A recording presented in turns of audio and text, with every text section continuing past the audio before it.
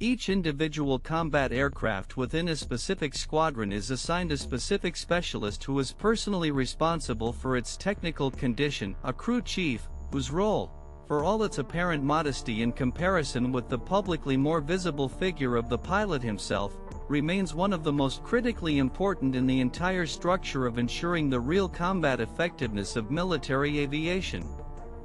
Unlike a pilot, who may periodically fly various specific aircraft as part of a squadron, the crew chief is traditionally assigned to one specific tail number of the aircraft for the entire period of his service in this particular unit, which allows him to accumulate exceptionally detailed knowledge of the technical history, individual characteristics, and the slightest nuances of operation of this particular, individual aircraft, potentially significantly different in its operational characteristics from other, formally identical aircraft types the same division. The range of responsibilities of the crew chief is extremely wide, from direct, daily maintenance and pre-flight preparation of the assigned aircraft to the coordination of the work of much more highly specialized technical specialists dealing with specific individual aircraft systems, avionics, weapons, hydraulics, ensuring the overall coherence and timeliness of the entire complex of necessary technical procedures before each specific flight. It is the crew chief, and not the pilot himself, who ultimately bears direct personal responsibility for officially confirming the full technical readiness of a particular aircraft for flight, physically certifying the relevant technical documentation with his signature immediately before the pilot receives formal permission to start the engine and subsequent flight.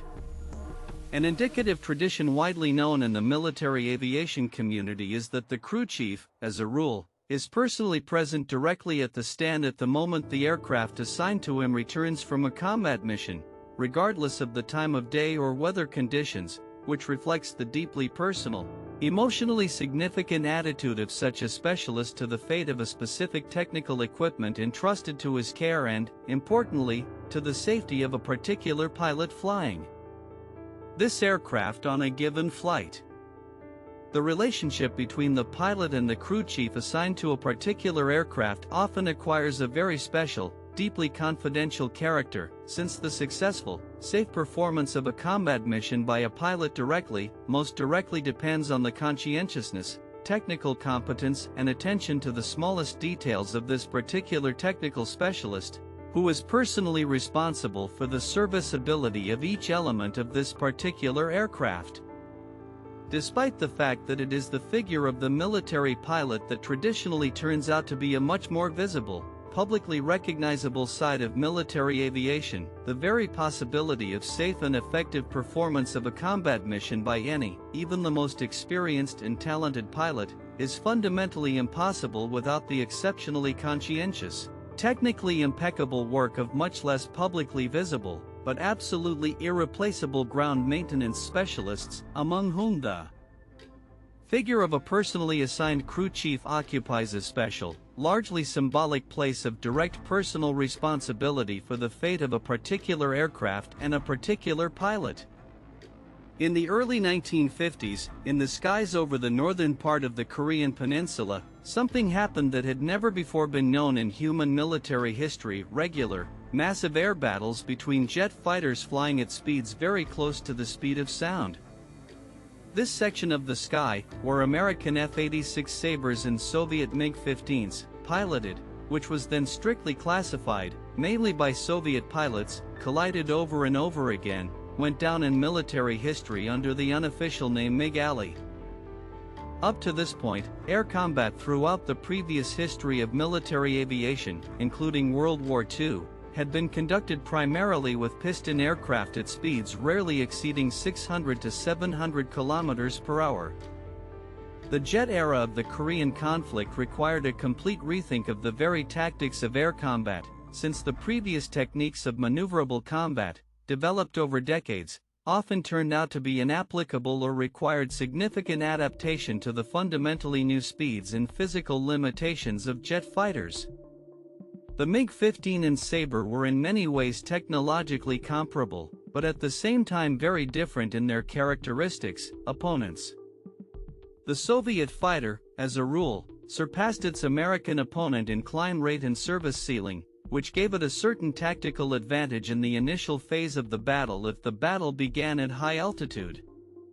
The American Sabre, in turn, often demonstrated better controllability and maneuverability in the horizontal plane at medium altitudes, and also had a more advanced aiming system for those times. It was during air battles over Korea that, for the first time in world practice, a number of fundamentally new aerodynamic phenomena associated specifically with transonic flight speeds were recorded and documented in detail, including the previously mentioned flutter effect and various forms of loss of aircraft control when approaching the speed of sound, which pilots of the previous piston era had simply never encountered before. The statistics of aerial victories over Korea subsequently became the subject of many years of detailed analysis by military theorists on both sides of the conflict, serving as the basis for the further development of jet air combat tactics over the following decades. It was the experience of the Korean conflict that largely laid the fundamental foundations for the understanding that jet speed itself does not negate the value of classic maneuverable close combat, but only significantly complicates and speeds it up, requiring the pilot to have a much faster reaction and accurate spatial thinking compared to the previous, piston-powered era of military aviation.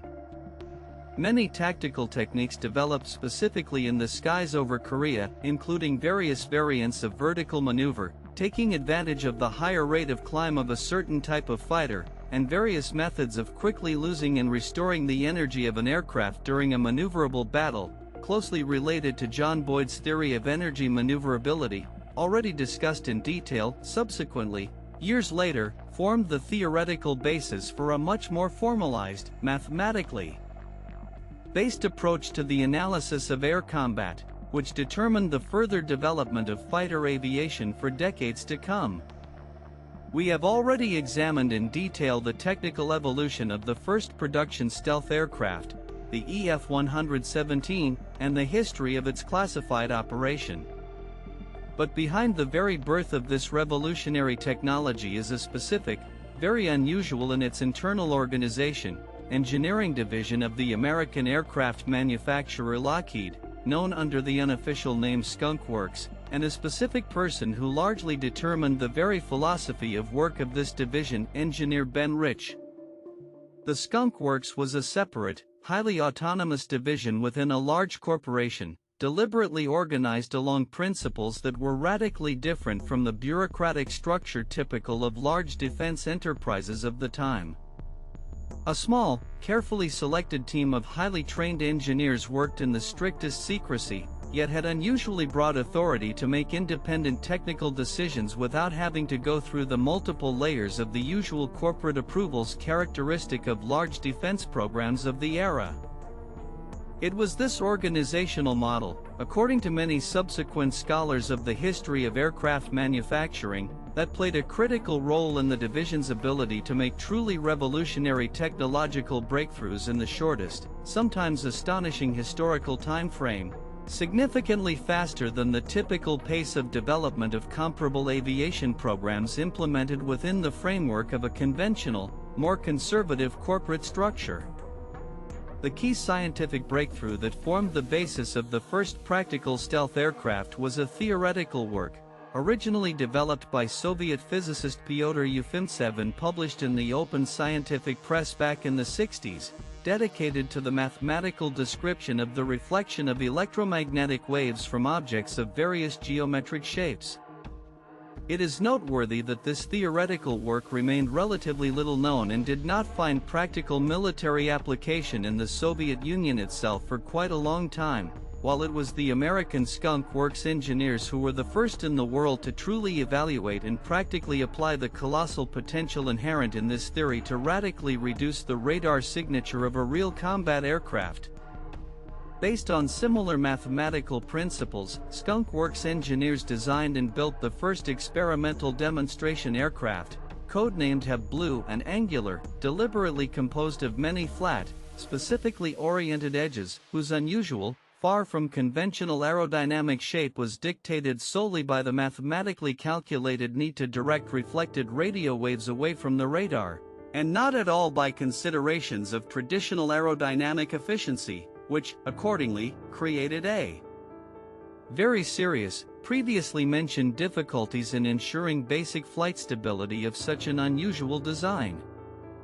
Ben Rich, who headed the Skunk Works division shortly after the program began, subsequently described in detail in his memoirs the atmosphere of intense, almost obsessive engineering work that reigned within the framework of such a secret program, where a team of relatively small number of specialists managed to go from an abstract mathematical theory in the shortest possible time in history to a fully functional, flying demonstration prototype, which subsequently marked the beginning of a whole new direction in the world military aircraft construction, which defined the face of combat aviation for decades to come. The story of the first practical stealth aircraft remains one of the most striking examples of how an unconventional organizational model, combining an exceptional concentration of engineering talent with an unusually high degree of operational autonomy and the minimization of bureaucratic obstacles, can lead to a truly revolutionary technological breakthrough in a timeframe that would seem almost impossible within more traditional models of organizing major defense developments. We have already examined in detail the technical structure of the aircraft carrier catapult itself. But the direct decision on the exact moment of launching a particular aircraft is made not by the operator of the catapult itself, but by a separate officer specially authorized for this, informally referred to on the deck of an aircraft carrier as a shooter, catapult officer in official terminology. The role of the shooter is the final, critical point of control immediately before the launch itself, combining both the functions of the final check of the aircraft's readiness and the function of directly physically initiating the ejection launch process itself. Immediately before launch, the shooter, located in a special protected position next to the catapult, conducts a final visual inspection of the aircraft preparing for takeoff, checking the correct position of the control surfaces, the absence of visible external malfunctions or foreign objects on the aircraft itself or directly near it on the deck, and also receives from the pilot, through a standardized set of visual signals, the final confirmation that the aircraft is fully ready for immediate launch. The pilot himself, having completely given control of the engine to the maximum thrust mode corresponding to the upcoming launch, at this critical moment physically removes his hands from certain controls of the aircraft, thereby demonstrating to the shooter and the rest of the deck crew that the aircraft is completely ready for an ejection launch and is no longer controlled directly by the pilot himself until the very moment of actual separation from the catapult, an important procedural detail that minimizes the risk of accidental, unintentional influence of the pilot on the controls at the moment of sudden, significant acceleration at the very ejection launch. Having received such final visual confirmation of readiness from the pilot, and having also ensured that there are no other obstacles or hazards on the flight deck immediately during the impending acceleration of the aircraft, the shooter issues the final command directly to the catapult operator to physically initiate the launch, often accompanying this command with a characteristic, practiced theatrical gesture of sharply pointing the hand forward in the direction of the impending acceleration of the aircraft, a visual signal that historically dates back to the earliest decades of the deck aviation.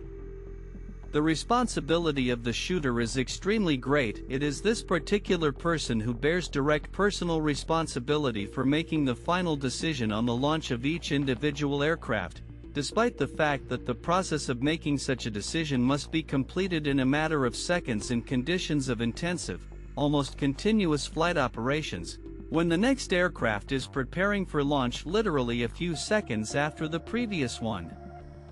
A mistake at this critical stage, for example, missing visual evidence of a malfunction in the aircraft itself, or failing to respond promptly to the unexpected appearance of a stranger or object in the danger zone just ahead of the catapult, can lead to catastrophic consequences, making the shooter position one of the most psychologically demanding roles in the entire carrier deck crew structure, requiring exceptional concentration during often hours-long, continuous flight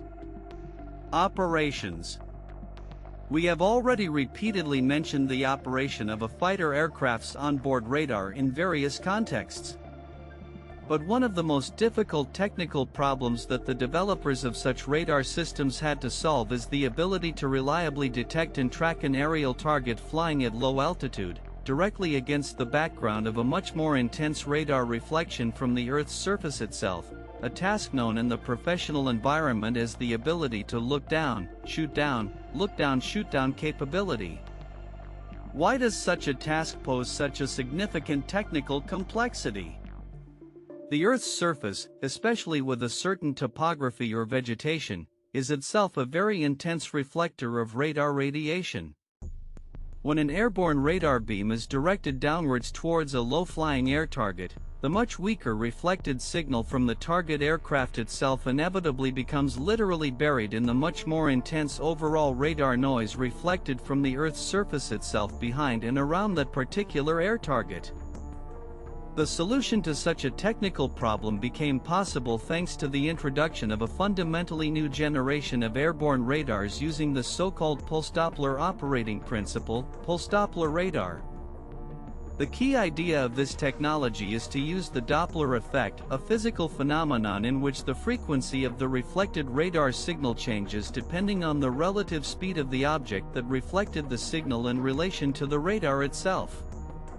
A flying target aircraft, regardless of whether it is moving towards the radar, away from it, or at a certain angle, almost always has a significantly different relative radial speed of movement relative to the radar itself than the static Earth's surface, which leads to a noticeable, quite measurable Doppler shift in the frequency of the signal reflected from the air target compared to the frequency of the signal reflected directly from the stationary Earth's surface behind this target.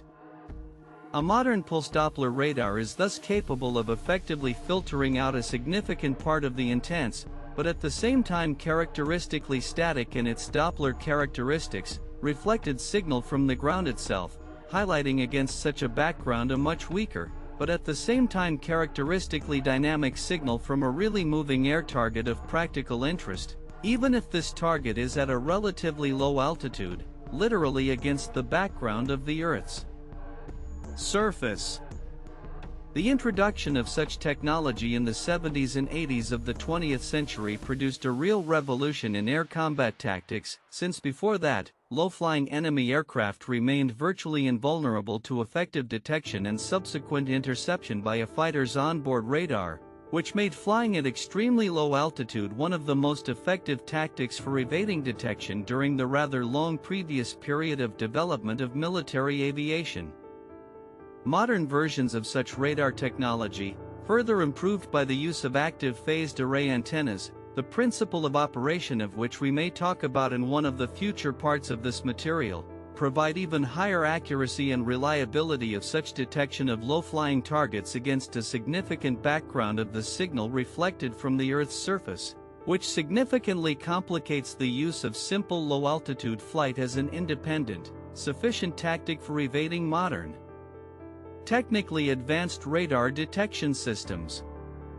We have already repeatedly touched upon the topic of electronic warfare in a general context. But there is a fundamental technical difference between two fundamentally different approaches to electronic jamming, each of which has its own significant advantages and disadvantages depending on the specific tactical situation: barrage jamming and deception jamming.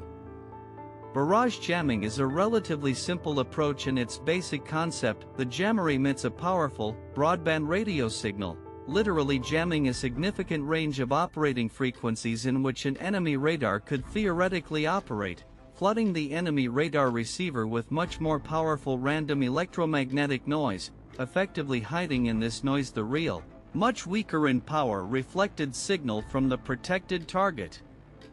The main practical advantage of this approach is its relative simplicity and, importantly, effectiveness against a wide range of different types of radars simultaneously. Since the jammer does not need to know exactly the specific operating frequency of the enemy radar, it is enough to cover with interference radiation a fairly wide range of frequencies within which a specific enemy radar can presumably operate.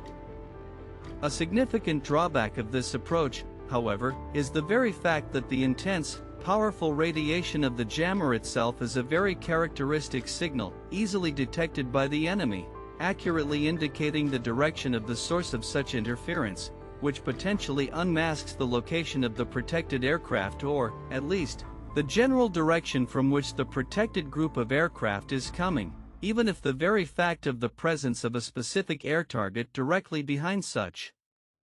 a wall of interference remains for the enemy hidden.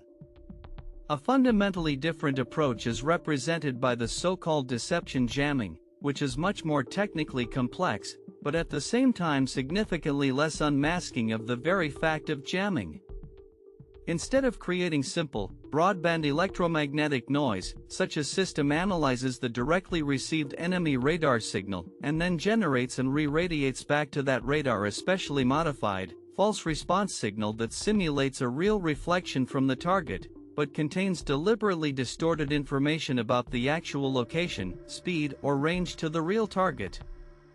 There are several different technical varieties of such deception, for example, a gradual, smooth distortion of the apparent range to the target in the false signal transmitted back can gradually lead the automatic target tracking system of the enemy radar away from the real, actual location of the protected aircraft, effectively deceiving the radar regarding the true coordinates of the target, while the very fact of setting up such deceptive interference is much more difficult to reliably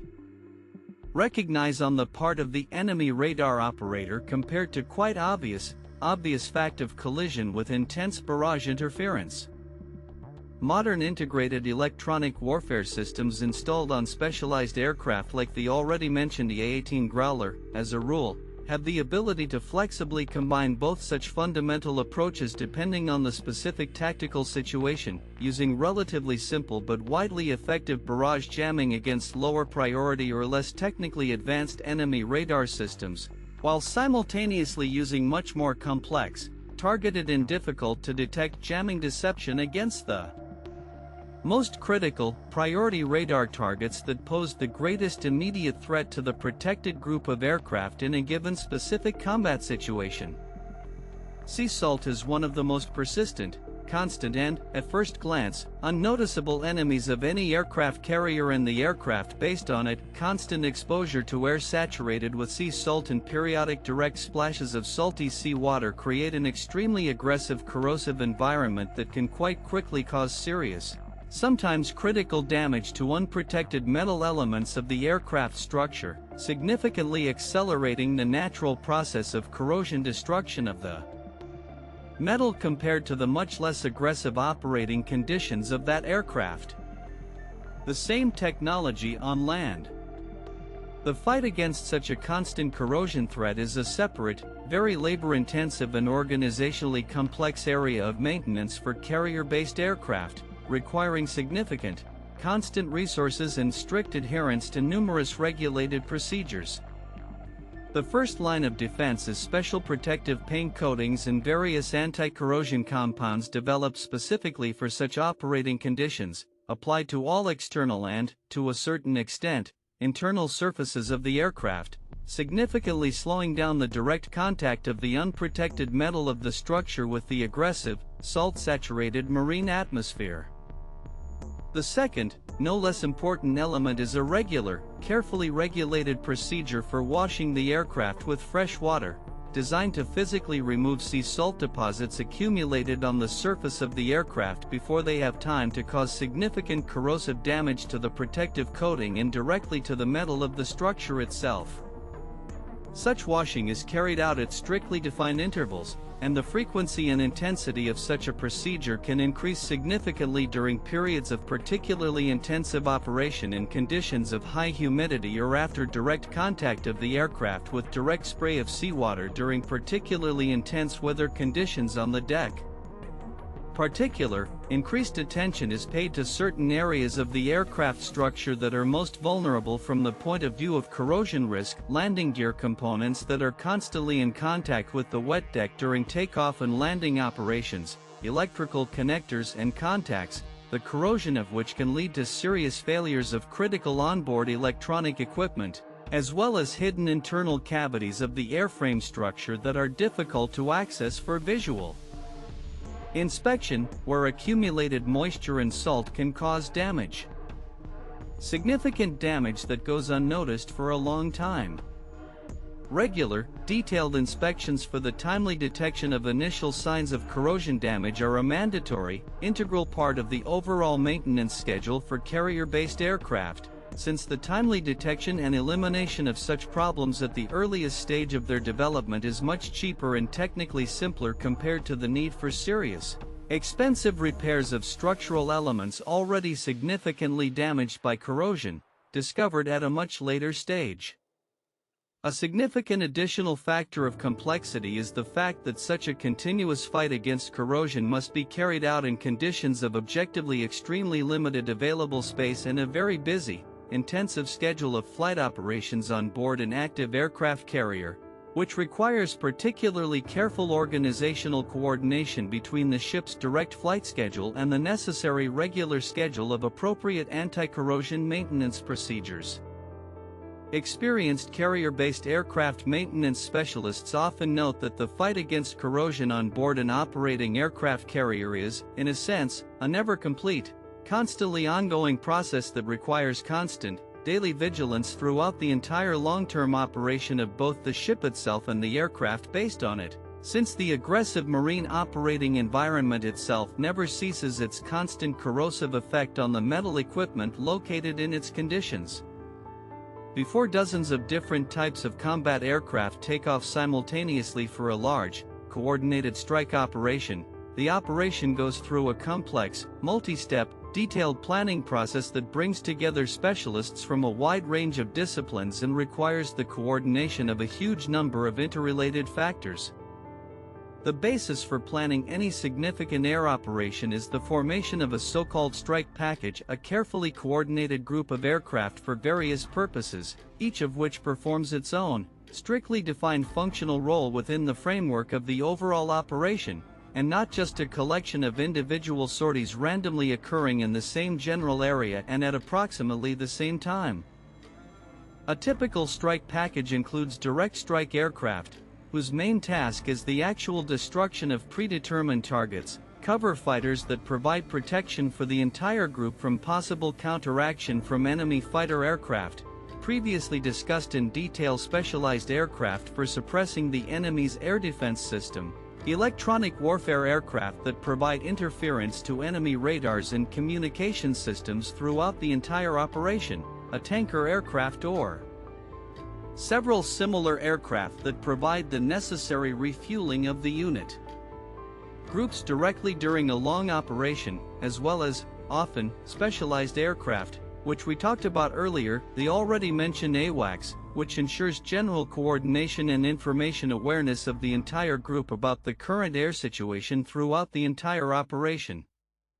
The process of detailed planning itself begins with the much earlier stage of identifying the specific objectives of the operation. Intelligence and targeting specialists conduct a detailed analysis of available intelligence information, determining the exact location, nature of protection and relative priority of each specific target to be hit as part of the planned operation.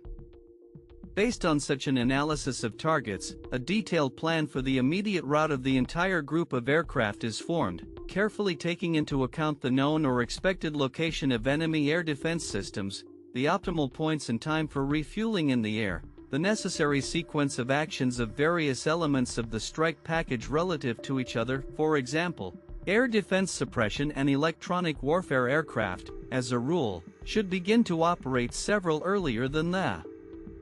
direct attack aircraft in order to ensure a sufficient degree of protection and suppression of enemy defenses immediately at the time the main strike approaches groups to goals. Considerable attention is also paid to the detailed calculation of the required quantity and specific type of weapons used to guarantee the destruction of each specific target, taking into account its nature, degree of security, and the required degree of confidence in the successful completion of the assigned combat mission, which directly determines both the specific composition and load of weapons of the attack aircraft itself, and the total required number of aircraft involved in the operation. An equally important element of planning is the advance, detailed development of action plans in case of various contingencies, the loss of one of the group's aircraft, an unforeseen change in weather conditions, the detection of elements of the enemy's air defense system that were not taken into account by the initial reconnaissance, which requires the inclusion of a certain tactical flexibility and pre-thought-out alternative courses of action in the overall operation plan. This entire comprehensive plan is subsequently brought to the attention of all direct participants in the upcoming operation in detail during a detailed pre-flight briefing, ensuring that each individual pilot and crew fully understands not only their own specific task within the overall operation, but also the overall picture of the entire operation, which is critical for the ability of each individual participant in the operation to adequately and correctly respond to possible unplanned changes in the situation during the actual flight. We have already examined in detail the technical structure of the ejection seat and the general organization of operations to rescue the downed pilot. But directly on the body of each military pilot preparing for a combat flight, a special set of personal equipment is placed, specifically designed to ensure his physical survival and facilitate successful rescue in the event of a forced ejection over territory potentially controlled by the enemy, the so-called life jacket and the associated set of personal crew equipment. Such a vest, worn by the pilot directly over the main flight suit before each combat mission, contains a number of carefully designed elements, each of which is designed to solve a specific task of survival in a wide variety of potential conditions, depending on the specific geographic region and the nature of the terrain over which that particular combat mission is flown. A mandatory basic element is the previously mentioned emergency radio beacon, automatically or manually activated by the pilot immediately after landing, ensuring the transmission of a distress signal, critical for the subsequent organization of search and rescue operations. Additionally, the vest, as a rule, contains a compact emergency radio that allows the pilot to enter into direct voice contact with the forces arriving to rescue him, which greatly facilitates the precise determination of his location and the coordination of the rescue process itself. Considerable attention is also paid to the basic means of ensuring physical survival in a wide variety of natural conditions, a compact kit for obtaining and purifying drinking water, a minimal emergency supply of high-calorie food products, a compact first aid kit, including, in addition to standard dressings, and certain basic medications that can help the pilot provide independent first aid for possible injuries received directly during the ejection or subsequent landing. An equally important element is a certain set of signaling equipment that helps attract the attention of friendly forces, and not a potential enemy, a compact signal mirror capable of reflecting sunlight over a considerable distance, special signal smoke bombs of various colors, and also, in certain configurations, a compact but quite powerful source of infrared radiation, invisible to the naked eye, but easily detected by specialized night vision equipment of friendly search and rescue forces, about which we talked in one of the previous parts of this material. The pilot's personal weapon included in such a kit also deserves special attention. As a rule, a relatively compact pistol, designed not so much for full-fledged independent combat confrontation with significantly superior enemy forces, but to provide a minimum possibility of self-defense in the most extreme, critical situation, and also, in certain cases, for the purposes of hunting small game as an additional source of food in the event of a prolonged stay in enemy territory until the moment of real rescue.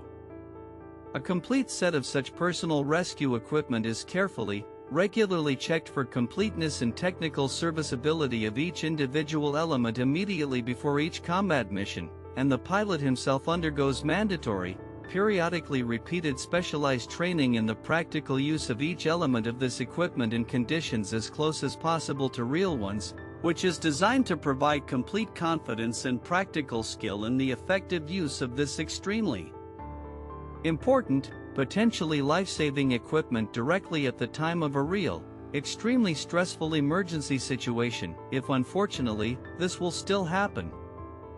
For many decades now, Regardless of the formal state of the world or war between specific states, the air forces of a number of NATO countries have maintained a constant, round-the-clock duty of dedicated fighter aircraft in a state of heightened readiness for immediate departure, known as Air Policing Duty, Quick Reaction Alert, QRA, whose main regular task is the operational interception and visual tracking of foreign, mainly Russian military aircraft, approaching the airspace of alliance countries without prior notification or using standard, generally accepted international civil air traffic procedures. Such duty fighters, as a rule, are located in special fortified shelters in close proximity to the runway, with a fully filled tank and full standard ammunition, and duty pilots are in a state of constant readiness for immediate departure within minutes after receiving the appropriate command from the air defense system, which has detected the approach of an unidentified or obviously foreign military aircraft to the border of controlled airspace. The typical procedure for such an interception begins with the detection of an approaching foreign aircraft by ground or airborne radar surveillance long before its immediate approach to the border of national airspace, which allows the forces on duty to prepare for departure in advance, even before the real need for such an interception becomes completely obvious. When confirming the fact of the approach of such an aircraft, duty fighters take off into the air, approaching the detected target in order to establish direct visual contact and subsequently accompany this aircraft throughout its flight in close proximity to controlled airspace, thereby providing both reliable visual identification of the specific type and nature of the activity of this foreign aircraft, and a certain demonstration of its own military readiness and ability to quickly respond to such situations. In the vast majority of cases, such interceptions take place in a completely peaceful, regulated manner, without any real combat confrontation. The foreign aircraft, as a rule, continues its flight in international airspace, formally not violating any international legal norms, while the accompanying fighters carry out exclusively visual surveillance and, if necessary, a standardized international visual signaling procedure designed to ensure safe, conflict-free clearance of both groups of aircraft in the common airspace. Nevertheless, such regular interceptions retain significant practical and symbolic military-political significance, serving as a clear, constantly confirmed demonstration of the real ability and readiness of a particular state or military alliance to promptly, effectively respond to potential military activity in the immediate vicinity of its own borders, as well as providing a valuable opportunity for direct, practical visual observation of specific types and characteristic features of the operation of modern military aviation equipment of a potential enemy, including practical testing and improving our own rapid response and interception procedures in conditions as close as possible to a real, potentially combat situation, but without the accompanying real combat risk characteristic of a real military conflict. Such a system of constant, round-the-clock combat duty requires significant, continuous financial and organizational costs over many decades of its continuous existence, but is considered by the military leadership of most countries that support such a system as a critically important, integral element of the overall structure of ensuring national and collective military security in the context of the continuing uncertainty of the modern geopolitical situation. Each new topic only confirms what we have repeatedly noted throughout this material. Military aviation is an incredibly complex, multifaceted system where technology, human factors, organizational culture, and decades of practical experience accumulated are inextricably intertwined, forming the very impressive, but extremely complex reality that we see in the skies today.